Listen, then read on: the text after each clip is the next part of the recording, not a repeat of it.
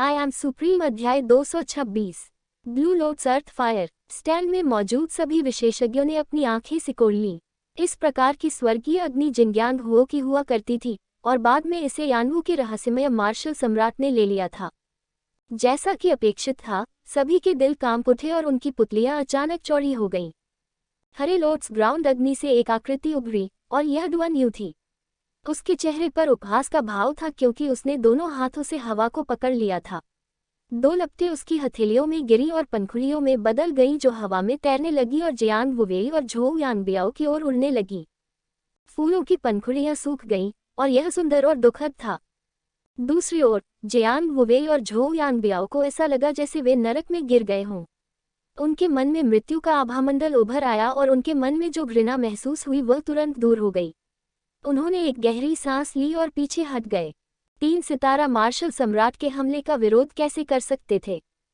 जैसे ही वे दोनों निराशा में पीछे हट रहे थे, एक आकृति अचानक प्रकट हुई और जोर से चिल्लाते हुए उन पर थप्पड़ मारा। ये गिरती हुई पंखुड़ियों से टकराया, एक शक्तिशाली बल के साथ फूटा जिससे वे तीनों उड़कर स्टैंड पर जा गिरे और जमीन पर लगी टाइलों को कुचल दिया। हमलावर झोउ जानफा था। वह ये देखकर हैरान रह गया कि पूरी ताकत से किए गए हमले के बाद उसे नुकसान हो रहा था। दूसरी पार्टी केवल 3 सितारा मार्शल सम्राट थी और उसकी आभा उसकी अपनी आभा से भी कमजोर थी। हालांकि उसने वास्तव में ब्लू लोट्स अर्थ फायर की शक्ति से उसे दबा दिया था। आप कौन हैं? मेरी भावनाओं को तोड़ने वाले पहाड़ के विरुद्ध जाने की तुम्हारी हिम्मत कैसे हुई? क्या तुम्हें मौत से डर नहीं लगता? जियांग वुवेई गुस्से में दहाड़ते हुए हैरान रह गया। भावनाओं को तोड़ने वाला पहाड़ एक ऐसा अस्तित्व था जो पूरे फायर एक्रो साम्राज्य में जो चाहे कर सकता था और उसे पहले कभी इतना बड़ा नुकसान नहीं हुआ था। उनके बड़े भाई की मृत्यु ने उन्हें दुखी कर दिया। डुआन यू ने उसे ऐसे देखा मानो वह किसी बेवकूफ को देख रहा हो। फिर वह आसमान से नीचे उतरा और धीरे धीरे यूनिक्सियाओ के पीछे खड़ा हो गया। यूनिक्सियाओ की आंखें थोड़ी सिकुड़ गईं और उसने ठंडे स्वर में कहा, भावनाएं तोड़ने वाले पहाड़ का लेंग जिंगबो भी मर जाएगा अगर वह मुझे ठेस पहुंचाएगा। भावनाओं को तोड़ने वाले पहाड़ का कुत्ता या निजी शिष्य तो छोड़ ही दीजिए। उपस्थित सभी लोगों ने ठंडी हवा का झोंका लिया और उनकी हथेलियां ठंडी हो गईं। लेंग जिंगबो किस प्रकार का व्यक्ति था? वह भावनाओं को तोड़ने वाले पहाड़ का स्वामी था। फायर एक्रो साम्राज्य के 3 महान विशेषज्ञों में से एक था।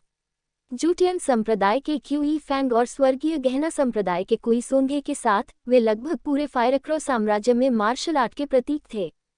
क्या वह जानता था कि वह क्या कह रहा था? उसने वास्तव में ऐसे अहंकारी शब्द कहने का साहस किया? क्या उसे परेशानी में पड़ने का डर नहीं था? लेंग होंगलिंग की आंखें गुस्से और ठंडक से भरी थीं। जियांग वुवेई भी दंग रह गए। उसने अविश्वास से कहा, तुम सचमुच अज्ञानी और निडर हो। आप स्वर्ग और पृथ्वी की विशालता को नहीं जानते। आप वास्तव में ऐसे देशद्रोही शब्द कहने का साहस करते हैं। मुझे क्षमा करें, यूनिक्सियाओ ने कहा। मैं युवा और अनुभवहीन हूँ, इसलिए मुझे नहीं पता कि कैसे बात करनी है। सभी ने भारी राहत की सांस ली। लानत है, तो ये लड़का भी जानता था कि मौत शब्द का उच्चारण कैसे किया जाता है। हालांकि उसने भावनाओं को तोड़ने वाले पहाड़ के लोगों को मार डाला था और यह बहुत बड़ी दुश्मनी बन गई थी। अब जब उसे पछताना पता चला तो शायद बहुत देर हो चुकी थी। हर किसी के चेहरे पर मजाक के भाव थे। वे देखना चाहते थे कि वह इसे कैसे खत्म करेंगे। भीड़ के बीच डिंगलिंग ए भी गंभीर और चिंतित दिख रहा था। सबकी आंखों में देखते हुए यूनिक्सियाओ ने हंसते हुए जोर से कहा, मैं एक सीधा सादा व्यक्ति हूँ। अगर मैंने आपको किसी भी तरह से नाराज किया है कियान, तो आप लेंग जिंगबो को आकर मुझे काटने के लिए कह सकते हैं। हुआला। उनके शब्दों से तुरंत उनके आसपास के लोग बेहोश हो गए और उनके माथे पर ठंडा पसीना आ गया। ये पता चला कि वह वास्तव में मृत्यु शब्द का उच्चारण करना नहीं जानता था। यहाँ तक कि डुआन यू भी लगभग गिर पड़ा और वह शर्मिंदा दिख रहा था। पफ्फ। जियांग वुवेई पहले ही डुआन यू की हथेली के प्रहार से लगी अपनी आंतरिक चोटों से उबर चुके थे। जब उसने ये पागलपन भरी बातें सुनी तो वह इतना क्रोधित हुआ कि उसने तुरंत मुंह से खून उगल दिया। उसे अपने सीने में एक असामान्य जकड़न महसूस हुई। तुम बहुत काया हो। एक लाल आकृति अतीत में चमकी। लेंग होंगलिंग का चेहरा घूंघट से ढका हुआ था और उसकी आंखें ठंडी थीं। युवा मास्टर यून, मुझे आपके शब्द याद रहेंगे। मैं आज की बात पापा को जरूर बताऊंगा। उसकी नज़र फ्रॉस्ट हुक और जुएमिंग पर पड़ी और उसकी आंखों में एक तेज रोशनी चमक उठी। मेरे पिता 40 वर्षों से अधिक समय से इस तलवार को संभाले हुए हैं और कभी पराजित नहीं हुए हैं। मैं इसे यहीं तुम्हारे पास छोड़ दूंगा और भविष्य में इसे स्वयं वापस ले लूंगा। जैसे ही लेंग होंगलिंग ने बोलना समाप्त किया, उनका फिगर चमक उठा। लाल प्रकाश की एक किरण दूर तक उड़ती हुई देखी जा सकती थी। वह वास्तव में बहुत लापरवाह थी। जियांग वुवेई का चेहरा बेहद उदास था क्योंकि उसने यूनिक्सियाओ को नफरत से देखा। फिर वह मुड़ा और तेजी से यूनिक्सियाओ का पीछा किया। यूनिक्सियाओ की आंखें चमक उठी और उसने मुस्कुराते हुए हवा में कुछ पकड़ने की हरकत की। वो गौशुंग और जुएमिंग तुरंत उसके हाथ में आ गए। उन्हें ध्यान से देखने के बाद उन्होंने प्रशंसा करते हुए कहा, बुरा नहीं, ये सचमुच एक अच्छा हथियार है। इसे काफी पैसे में बेचने में सक्षम होना चाहिए। हुश, सभी लोग फिर से बेहोश हो गए। एक शिखर 6ठे स्तर का गहन आयुध, एक अमूल्य खजाना, इसे कैसे बेचा जा सकता है? झोउ परिवार के सदस्यों के चेहरे फीके पड़ गए, मानो वे पूरी तरह से अपना आपा खो बैठे हों। अन्य 3 कुलपिता भी बहुत अच्छे नहीं दिखते थे। हालांकि वे ये देखकर भी खुश थे कि झोउ परिवार ने खुद को शर्मिंदा किया। यूनिक्सियाओ की ताकत उनकी उम्मीदों से कहीं अधिक थी। शिनपाई धीरे से खड़ी हुई और कड़वी मुस्कान के साथ बोली, आपकी जीत पर बधाई, युवा मास्टर युन। यूनिक्सियाओ ने वगौ तलवार को दूर रखा, लापरवाही से कुछ कदम उठाए, फिर शिनपाई की ओर देखा और कहा, ऐसा कहा जाता है कि हजारों वर्षों से जीवन और मृत्यु का फैसला भाग्य द्वारा किया गया है और गोल्डन क्रो गॉड अरेना के नियम इस प्रकार हैं, लोहे की तरह कठोर। हम्फ, मेरे जीतने के बाद लोग एक के बाद एक मुझे मारने आए। नियम वास्तव में लोहे की तरह हैं। उन्होंने टाई शब्द को अधिकाधिक स्पष्ट रूप से प्रतिपादित किया और ये दूर दूर तक फैल गया। पूरा शानग्यांग शहर इतना सदमे में था कि उनके कान बज रहे थे। शिनपाई की अभिव्यक्ति बदल गई और उसने बेहद बदसूरत अभिव्यक्ति के साथ कहा, यह सच है कि मैंने इस मामले में अच्छा काम नहीं किया। जियांग वूजी को पहले ही युवा मास्टर यू द्वारा मार दिया गया है। जहां तक झोउ परिवार की बात है, मैं निश्चित रूप से उन्हें कड़ी सजा दूंगा। उद्धरण चिन्ह, व्यक्ति को दुनिया को जानना चाहिए और मार्शल आर्ट का सम्मान करना चाहिए। हजारों वर्षों में जब golden crow God Arena fire crow साम्राज्य में था, किसी ने कभी भी नियमों को तोड़ने की हिम्मत नहीं की थी। यूनिक्सियाओ पर जीतने के बाद कभी भी एक के बाद एक हमला नहीं किया गया था। अब जब वह इस बिंदु पर कायम था, तो यह वास्तव में फायर क्रो साम्राज्य के शाही परिवार के लिए एक बड़ा झटका था। यूनिक्सियाओ ने तिरस्कारपूर्वक मुस्कुराते हुए कहा, क्या आप सभी ने जो कहा उस पर विश्वास करते हैं? जहां तक इस बात का प्रश्न है कि हर कोई इस पर विश्वास करता है या नहीं, मैं इस पर विश्वास नहीं करता। उद्धरण चिन्ह, आप। शिनपाई गुस्से में थी, लेकिन ये सोचकर कि दूसरा पक्ष भावनाओं को तोड़ने वाले पहाड़ से भी नहीं डरता, वह शायद उसे फांसी नहीं देगा। वह केवल अपनी सांस निगल सका और अपनी आवाज धीमी कर सका, आप क्या चाहते हैं? उसके क्रोधित चेहरे को देखते हुए यूनिक्सियाओ ने हंसते हुए आवाज में संदेश भेजा, घबराओ मत। इस दुनिया में हर चीज पर चर्चा की जा सकती है। मैं बस यूं ही कुछ जीवन शक्ति के पत्थर जोड़ दूंगा और दिखावा करूंगा कि कुछ भी नहीं हुआ। अन्यथा मैं इसे एक फास्ट ट्रैक बनाऊंगा और कल इसे सड़कों और गलियों में गाऊंगा।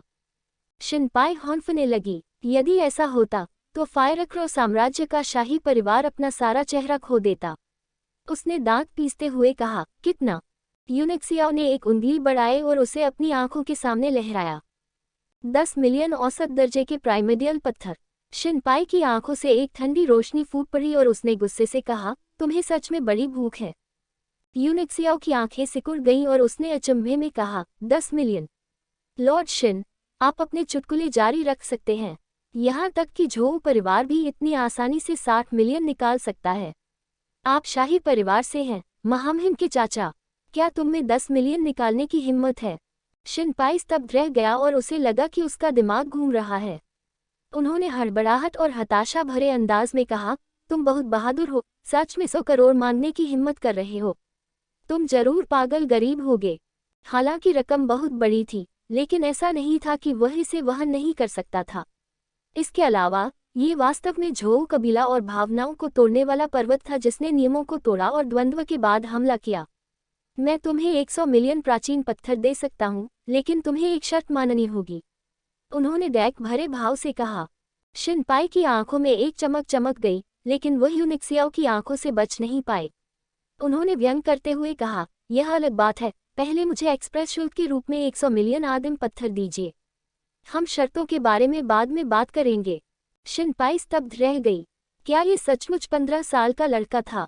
यदि यह कोई साधारण व्यक्ति होता तो शायद इतने विशाल आदिम पत्थर के बारे में सुनकर इतना खुश होता कि पागल हो जाता। उसका मन अब भी इतना शांत और स्पष्ट कैसे हो सकता है? उसे ऐसा लगा मानो 15 साल का लड़का वह है और दूसरा पक्ष बूढ़ी लोमड़ी है। शिनपाई ने बेबसी से सिर हिलाया और कहा, मैं तुम्हें बाद में ढूंढूंगा। उसकी नज़र झोउ परिवार पर पड़ी और तुरंत तेज हो गई।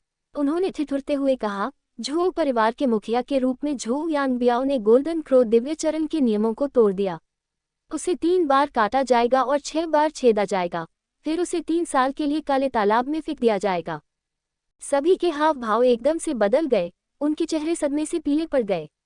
झोउ यांगबियाओ एकमात्र ऐसा व्यक्ति था जिसके चेहरे पर कड़वाहट झलक रही थी। तथाकथित 3 चाकू और 6 छेद उतने बुरे नहीं थे। ये सिर्फ 3 तेज ब्लेड थे जो छाती को छेदते थे और शरीर में 6 बड़े छेद थे। उनकी मार्शल आर्ट ग्रैंडमास्टर खेती के साथ ये कुछ भी नहीं था। काला पानी अत्यंत संक्षारक था, यहाँ तक कि एक मार्शल आर्ट ग्रैंडमास्टर भी अगर 3 साल तक इसमें डूबा रहे तो सफ़ेद हड्डियों में बदल जाएगा। हालांकि झोउ परिवार की नींव बेहद गहरी थी। स्वाभाविक रूप से उनके पास काले पानी को उसके शरीर में प्रवेश करने से रोकने का एक तरीका होगा। द्वंद्व खत्म हो गया है। सब लोग तितर बितर हो जाओ। शिनपाई की ठंडी आंखें पूरे दृश्य में घूम गईं और उसका दबाव फैल गया, जिससे लोगों को घुटन महसूस हुई। शो खत्म होता देख भीड़ तितर बितर हो गई। हालांकि हर जगह अभिशाप थे। अगर किसी ने ध्यान से सुना तो उनमें से अधिकांश झोउ परिवार को बेकार होने के लिए डांट रहे थे। यदि कोई और समय होता तो झोउ परिवार पहले ही हत्या के लिए आगे आ चुका होता, लेकिन इस वक्त कोई भी ऐसा करने के मूड में नहीं था। इसके अलावा वहां बहुत सारे लोग थे और वे सभी शर्त हार गए थे, इसलिए वे उन सभी को मार नहीं सकते थे। जो लोग जीते वे स्वाभाविक रूप से बहुत खुश थे और उन सभी ने अपनी अच्छी भावनाओं को व्यक्त करने के लिए यूनिक्सियाओ को थम्स अप दिया। बधाई हो भाई वांग चेन, भाग्य बनाने के लिए, चेंग जियाओलन ने हंसते हुए कहा। वांग चेन ने मुस्कुराते हुए कहा, हमें ये भाग्य से मिला, लेकिन ये ली यूनिक्सियाओ हमारी उम्मीदों से बहुत शक्तिशाली है। मो ज़िक्यान का चेहरा काला पड़ गया और उसने कहा, ये झोउ युशान वास्तव में बेकार है। हालांकि वे तीनों आम तौर पर एक साथ इकट्ठा होते थे, लेकिन उन्होंने झोउ युशान की मौत पर कोई दया नहीं दिखाई। इसके बजाय उन्होंने उसका मजाक उड़ाना शुरू कर दिया। एक कुलीन परिवार में जन्मे, वह मानवीय रिश्तों की ठंडी और उदासीन प्रकृति के आदी थे। ताकतवर कमजोरों का शिकार करता था और उसे लंबे समय से ठंडे खून वाले होने के लिए प्रशिक्षित किया गया था। तीनों कुलीन परिवारों के मुखिया भी खड़े हो गए। उन्होंने एक दूसरे को देखा और मुस्कुराए। झोउ युशान की दुखद मौत ने झोउ परिवार और भावनाओं को तोड़ने वाले पहाड़ के बीच संबंध तोड़ दिया था। इसके अलावा उन्होंने अपना सबसे उत्कृष्ट जूनियर खो दिया था। झोउ परिवार स्वर्ग से नरक में गिर गया था और यह कुछ ऐसा था जिसे देखकर वे खुश थे। भाई यांगबियाओ, लंबे बालों वाले बुजुर्ग, अखाड़े में जीवन और मृत्यु का फैसला स्वर्ग द्वारा किया जाता है। मोदी ने उसे ईमानदारी से सांत्वना दी। उसका लहजा नीरस और खोखला था। विलाप का कोई संकेत नहीं था। अन्य 2 कुलपतियों ने भी अभिनय किया और तुरंत अपने